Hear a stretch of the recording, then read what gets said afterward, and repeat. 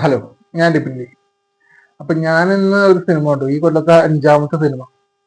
അതായത് എന്നും സ്വന്തം പുണ്യാളൻ. പടം ഒരു കോമഡി പടമാണെന്ന് വിചാരിച്ച് ഞാൻ കയറിയത് തന്നെയാണ്.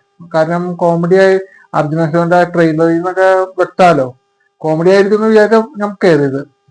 കോമഡി ഉണ്ട്, പക്ഷെ ഫസ്റ്റ് ഹാഫ് ഒക്കെ വലിയ രീതിയിൽ കോമഡിയേ ഇല്ല. പിന്നെ അത് മാത്രമല്ല, ലാഗടിച്ചു. ഫസ്റ്റ് ഹാഫ് എനിക്ക് ശരിക്കും ലാഗടിച്ചു.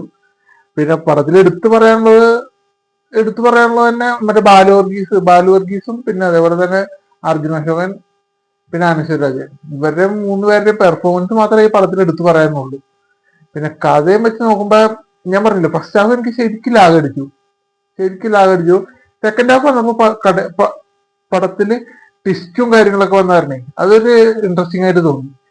പിന്നെ ഇതില് തുടക്കുമ്പോ നല്ല പാട്ടുണ്ട്, പടത്തിലൊരു നല്ലൊരു പാട്ടുണ്ട്.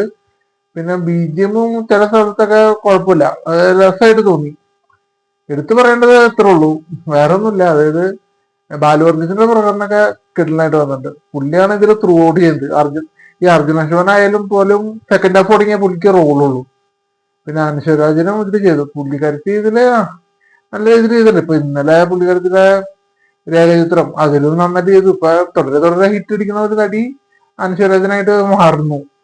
എന്തായാലും പടം ഒരു തിയേറ്റർ വാച്ചബിൾ ആണോ എന്ന് ചോദിച്ചാൽ പൂർണ്ണമായിട്ട് ഞാൻ അല്ലെന്ന് പറയും.